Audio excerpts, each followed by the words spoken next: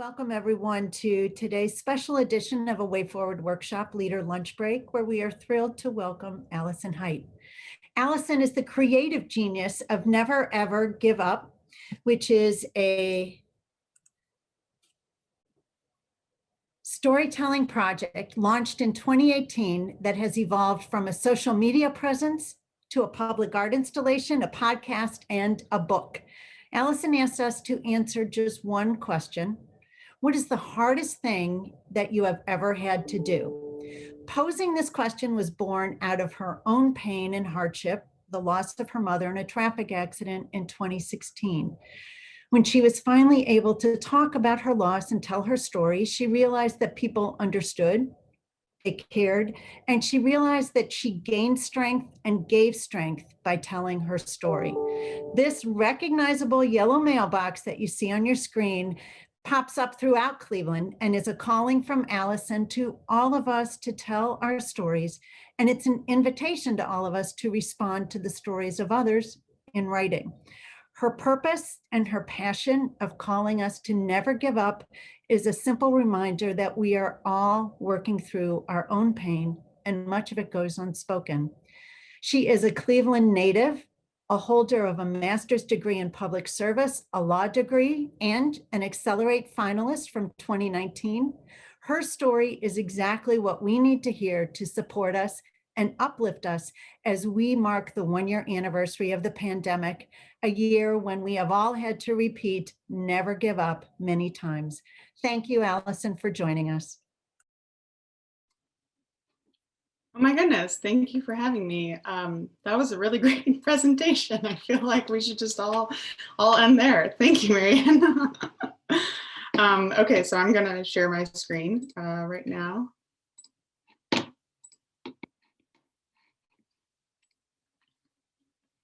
Right, so I had a few slides to go over just what the community project is. So I'll just sort of go through those a little quickly. Thanks to Marianne for giving that great overview. So, right, Never Ever Give Up is a community storytelling project. We collect one-page anonymous stories of struggle, and they all answer the question, what is the hardest thing you've ever had to do? And in response, we collect letters of hope, which are words of encouragement, support, and connection. This last year, we opened it up to collect any stories or any letters related to the pandemic. And like Marianne said, I started the project a few years after my mom died in a traffic accident, and I was struggling tremendously to talk about it. I was scared to tell anybody that I was having a hard time trying to navigate the world as a young woman without parents. And the weight got extremely heavy, of course, and I ended up just blurting it out. And the more and more I talked about it, the better I felt, the lighter I felt, and the more I learned that connecting with others in our suffering and in our struggles was an extremely powerful thing. And so I just wanted to give that opportunity to as many people as possible. So yes, since 2018, we've been building this web of anonymous pen pals throughout Northeast Ohio and beyond. And we share all of the stories and letters that we collect on our Instagram account, which you can follow at Never Ever Give Up CLE. And then, of course, we have a rotating public art installation that provides a physical space for people to gather and bear witness. And of course, thanks to the Accelerate pitch competition, we have this giant yellow mailbox that's a part of that installation. So let me take you on a brief little tour of our public art installation. So the first installation was at Hart Crane Park in the Flats in the summer of 2019. It contained 130 anonymous stories of struggle in the 5-foot-tall giant yellow mailbox. And this is a picture from one of our open mic events that we had at the mailbox, encouraging people to, again, share their stories. The mailbox made its way back to Accelerate in 2020, along with stories and letters. And then when the pandemic started, we took the mailbox out to the Heights Library branch on Coventry in Cleveland Heights to collect letters and sort of be a symbol of hope in those first few weeks. And then it made its way down to University Circle on the corner of Euclid and Mayfield to collect letters of hope down there. And then for a large chunk of 2020, it was at Wade Oval, just sort of behind the Botanical Gardens, with about 30 stories of struggles featured, and then the big yellow mailbox to collect letters of hope there. So again, if you're interested in hosting the installation in your neighborhood, let me know. It is in hibernation right now for the winter, but hopefully we'll be back out soon. So yeah, what stories do we collect? You know, if we're asking the question, what is the hardest thing you've ever had to do? You can imagine the stories that we get. And prior to the pandemic, we got all sorts of stories, but they've largely stayed quite similar in the pandemic because people are still human and still living their lives just with this pandemic burden on top of them. So again, all of these stories and letters are on our Instagram account. I apologize for how quickly I'm going to go through these, but I hope you take time to read them later on. So here's a story about having to comfort a mom who just lost her son to suicide. And here's a story about losing your father during your junior year of college. Trying to figure out how to believe in yourself every day.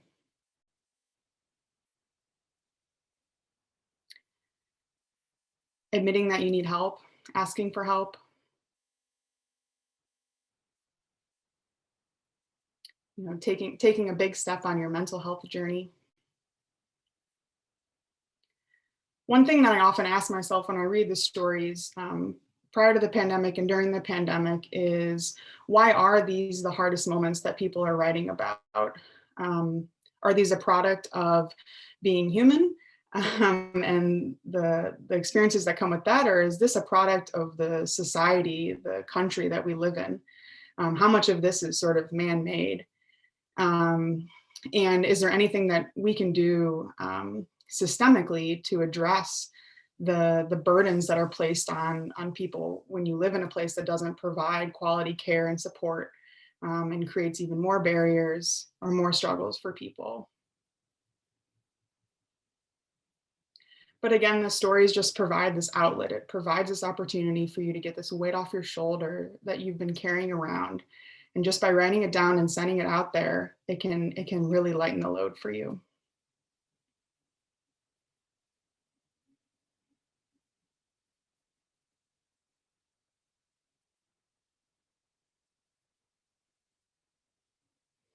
So the letters of hope are direct responses to the stories that we collect. So this one is in response to the person who hugged their friend's mom at the wake, to the young woman who just lost her father her junior year of college, to the person who wrote about the hardest thing I ever had to do is believe in myself. And then, yes, during the pandemic, we opened it up to collect letters about the pandemic. And the letters of hope do two things, right? They lighten the load for the original storyteller. They make them feel seen and supported, but they also lighten the load for the person writing the letter of hope. When you take a moment to do something for someone else in your community, you feel a sense of purpose, you feel a sense of connection. And so the letters of hope allow you to do both of those things at the same time. And that's why we think they're such a powerful tool. One of the most powerful things about the letters of hope, though, is this Me Too moment, right? Where you can see your experience in someone else, even if it's not exactly the same thing, the emotions that you're experiencing, right? Everyone has a hardest moment. Everyone's hardest moments matter.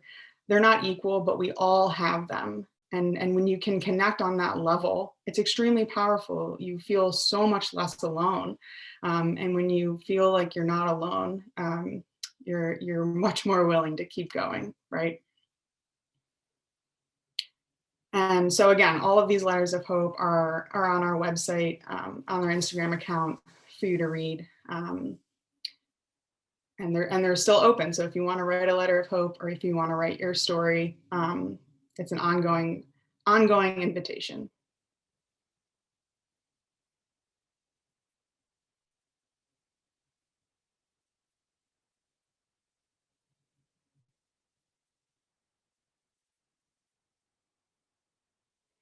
Okay, so what else have we been up to during this pandemic? So this past summer, we created a 5-episode podcast series.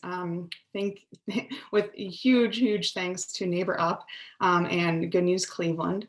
The podcast is just another way to listen to the stories and letters. They are read out by community volunteers. And it sort of just compounds the connection, right? Because the podcast volunteer then shares their own personal experience and their own reflection in the episode. So we really wanted to bring this to life in a time where community sort of felt invisible. Right at the beginning of the pandemic over the summer, we wanted to make it feel a little bit more tangible, where you could really feel the people that you're living around again, even though we were all in isolation. And the other thing we did this summer was publish a book of our stories and letters. It's really a showcase of our initial installation at Hart Crane Park. It has about 150 stories and letters in it. And again, I just encourage you, if you have someone in your life, or if you yourself, you think you would benefit from reading these stories and being reminded that other people are feeling this too, and even just seeing yourself on the pages in some ways, to grab the book, to listen to the podcast, or scroll through the Instagram if you have a moment. It might be uncomfortable, it might be hard, but those are good feelings, right? You can't just shove things down. So I think I just wanted to end with a few thoughts about my reflection on what I've been reading this last year and the years prior, as we move forward together. So one is that I encourage everyone to be brave, to go towards hard topics and hard moments, and not to shove things down. It's a very common theme I see in the stories, is the sense of shame, of struggling, having a really hard time talking about it. But we have to tell the truth, right? We see this as our country. We struggle to tell the truth, and it just causes more and more pain. And it's the same thing individually. If we shove things down, if we pretend like everything's fine, we're only going to cause more pain to ourselves and others. So go towards it, be brave, and create that safe space for someone to be brave and share their story with. Second is to slow down and acknowledge other people's pain. I think often people are sort of passed along, right? Or you think, oh, I'm not a therapist, I'm not a professional, I should send them to someone else. And while professional services are amazing and should be free and available to everybody, it takes a village. It takes a whole village to help people who are struggling. And just following up, just even acknowledging what has been said, from the person across from you, can do so much for someone who's struggling, right? The silence can be almost as traumatic as the original event in some cases. And so I just encourage us to continue to, move slowly and be fine with taking a few extra minutes to sit with someone, to follow up, to do all that. It can be an extremely powerful tool. And finally is to just focus on what you can control. I think one of the most common things I see in the stories of people who don't give up, right? People who never ever give up have this belief in themselves that they have this power, that no matter what happens, they will find a way to create joy, and they will find a way to have a beautiful life for themselves, and that they have all of the solutions inside of themselves, that they can do it. And so if you can get yourself to that space, right, you're not scared of the future, you're not scared of what's coming next, because no matter how hard it is, no matter what it is, you will find a way. And so I just think that that's probably one of the most powerful takeaways from reading the stories and the letters. And so I just wanted to summarize it and pass it along to you all. But I am sure that if you read them yourselves, you would have your own personal takeaways from your own lived experiences and how they relate to you there. So that was a really brief overview of the project. And these are ways that you can get connected. Our email account, Instagram, and our website has much more information about the project. And you can reach out to me at that Gmail account. if you have any questions. Just want to say thank you again to the Cleveland Leadership Center for everything, and inviting me here today. It's so nice to feel like this project is valued, and it is totally impossible without the Accelerate Pitch competition. I'm pretty sure of that. I can take questions now if anyone has them, or comments or anything. Allison, thank you so much. And absolutely, this is a valued and meaningful project, especially as we think about all that has happened over this past year. We have had a few questions come in. So to start, there are some pretty specific requirements for both the Letters of Hope and the Never Giving Up experiences, where they're anonymous and they have to be handwritten. Can you talk about the purpose behind that and how that impacts the experience? Sure. As you could see, we do collect stories that are multiple pages and that are not handwritten. Of course, handwriting can be tricky for people. Keeping it to one pages can be tricky. It's not a hard rule, but we encourage the handwriting if possible, and the one page, just because it's easier to share the one page, and then also the handwriting can sort of allow you to know a lot more, or learn more about the storyteller or the letter writer without actually knowing their name. And people write their names too and sign it, and it's whatever you're feeling comfortable with. But the anonymity is encouraged if you just want to dip your toe in. Maybe this is the first time that you are ever going to acknowledge this thing that happened to you, or you're ever going to share it. And attaching your name and your face to that can be extremely terrifying, because we don't live in a space where it's totally normal to do that. People still feel a lot of shame. So, but I do believe that once you share it anonymously, it sort of cracks open. Maybe now you're going to tell your friend. Maybe now you're going to tell other people in your life. And so it's whatever you're comfortable with. If you have a story or a letter you want to write, send it in. We are open. Through your experiences of getting this off the ground and out into the community, what has been one of the bigger challenges you've run into, and how did you work through that?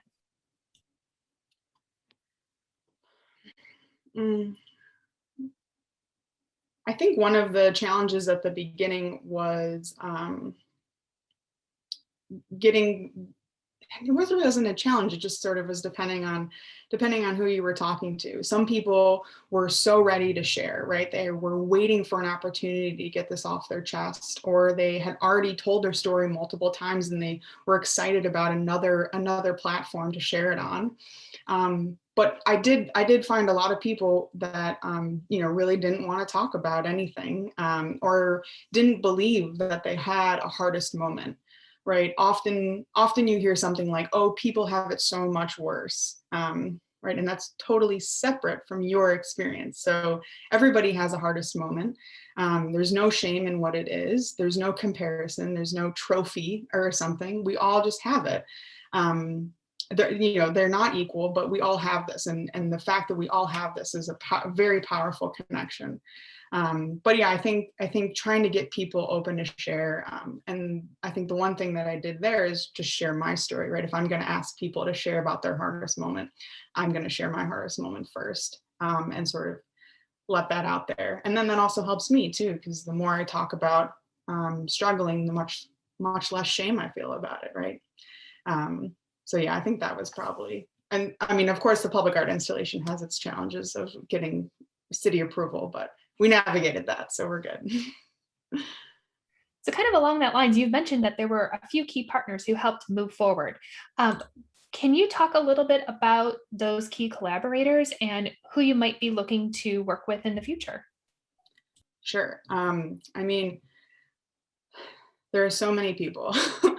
Obviously, I am not an artist, so I didn't even know what a metal fabricator was when I started this, but I needed a metal mailbox, so I learned quickly. I learned, what there's like a tornado requirement, so we have like a 250-pound base on the mailbox. I learned so many things because so many smart people helped me do this.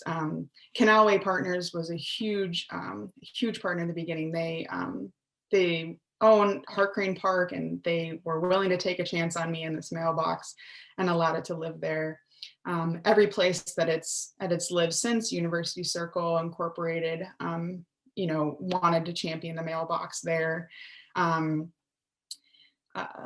then Destination Cleveland was the sponsor of the Authentic Cleveland Experiences category at Accelerate. And of course, the Cleveland Leadership Center helping to get the word out, and all the opportunities that came after being a finalist at Accelerate.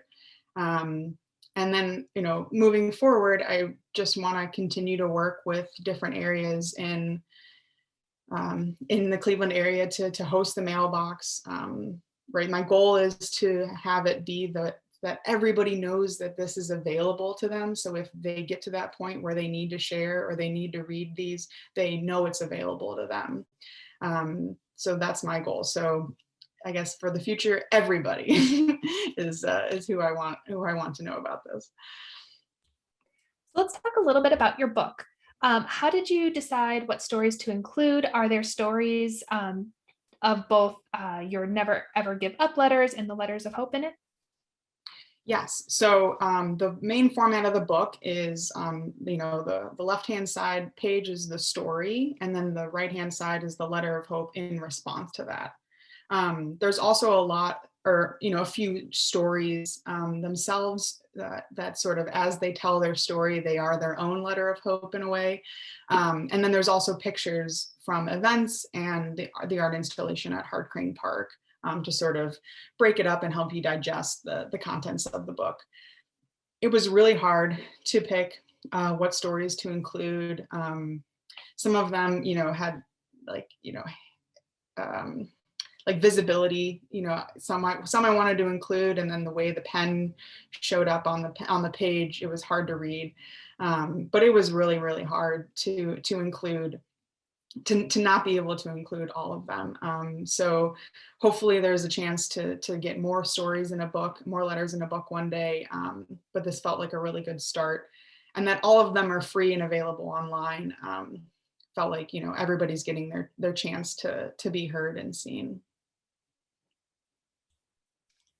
Through the stories that you've read, has there been one that has stuck with you over the course of time?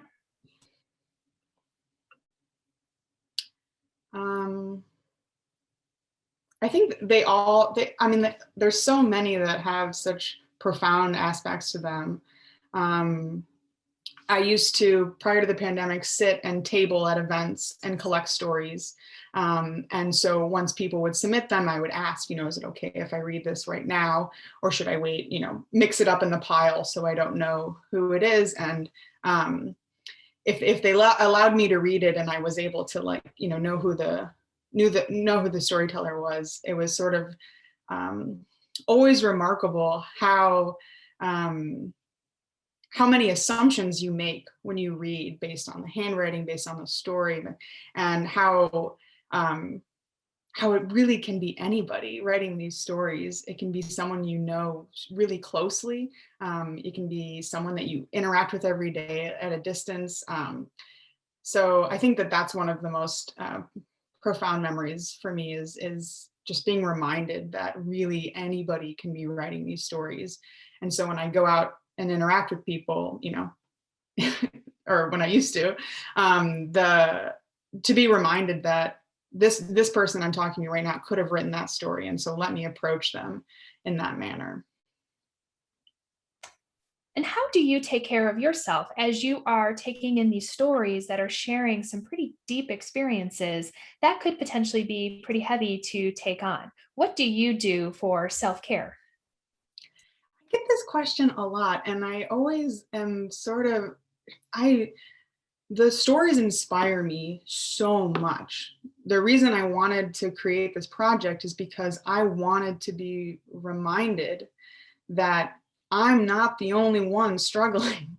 And so when I read them and I see what people are carrying, I'm inspired and in awe of the people I live around, that they are doing all of this and they're going to work, getting groceries, taking care of they're doing everything.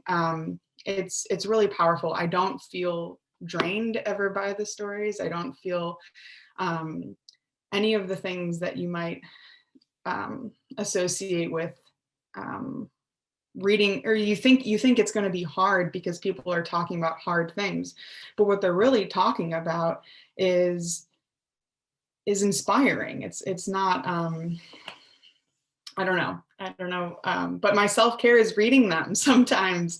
That's what I do for self-care. And out of all the questions that have come in, there's consistently been two that clearly inquiring minds want to know on the call. What is next for Never Ever Give Up? And is there any thought of taking this outside of Cleveland? Yeah, right. So Cleveland is not the only place where people have hard times, although sometimes it may feel like it, that this is a universal feeling. And of course, we do open it up to people who want to write letters or stories who don't live in here. Right. When we share, we try to acknowledge where they're coming from, and the stories in the book are from Northeast Ohio. So yes, I mean, of course, this is a project that's beyond Cleveland. And as for what's next, hopefully more of the same goodness, more of the mailbox being out and about. My dream always has been like this giant yellow mailbox, like the free stamp size, like giant yellow mailbox that Cleveland is known for. Cleveland is known as this place where people will be there for you. If you share your hard times, people will acknowledge it, will send you hope. And I feel like having a giant yellow mailbox is sort of the symbol for that. Or little mailboxes all throughout town, like the Rock Hall guitars that people can go and find, and maybe different neighborhoods decorate them differently. I'm open. This project has a life of its own. It is much more about the people who participate in it than it is about me. I sort of just try to facilitate it. But hopefully more things and more opportunities for people to share and be seen and supported. What can those of us who are on the call today do to help support you in reaching those next steps? Oh my goodness. Was that really someone asked the question? This is such a nice, warm environment. I think, sharing that this project exists, telling people in your life that you think need this opportunity, or, if you supervise people, telling your staff as an opportunity if they need to share or having a rough day or anything like that. And yeah, I think the three things I listed prior about, being brave, being okay with discomfort and acknowledging people's pain and really focusing on this idea that you have the power to create a beautiful life for yourself. I would just pass those things along as much as you can. And, really hammer home the first two, like, I know it's such a reflex to not want to talk about hard things because I did it, and it doesn't work. It causes much more problems. And so no matter what it is, if it's your hardest moment or if it's, something that's going on in this country, let's go towards it. We have to tell the truth in order to heal. Let's not be afraid of it. And yeah, let's take more time. Let's deeply transform the way that we acknowledge and respond to other people's pain. Let's stop moving so quickly and trying to put nice little bows on it. What people experienced this past year is not going to be wrapped up in a nice little bow, a nice little cliche. One of the most powerful things you can do is just say, wow, that sounds really hard. That's really hard. So I think all of those things would help me cultivate this feeling of a community that is there for each other. Well, Allison, we thank you for sharing your story with us today and for your courage in putting your story out there and creating this incredibly meaningful space for others to share their struggles and also share their support. This is an incredibly powerful experience, and we thank you for that. Thank you. I'm going to turn it back to Marianne. Thanks, Rachel. Allison, thank you so much for telling your beautiful story and challenging and inspiring us to tell ours. For all of you on the call, I would highly recommend the book. You will cry, but you will smile and you'll feel hope. And I should add, because Allison's far too modest, that all of the proceeds are being donated to local mental health organizations. So you are helping yourself and helping others by supporting this book.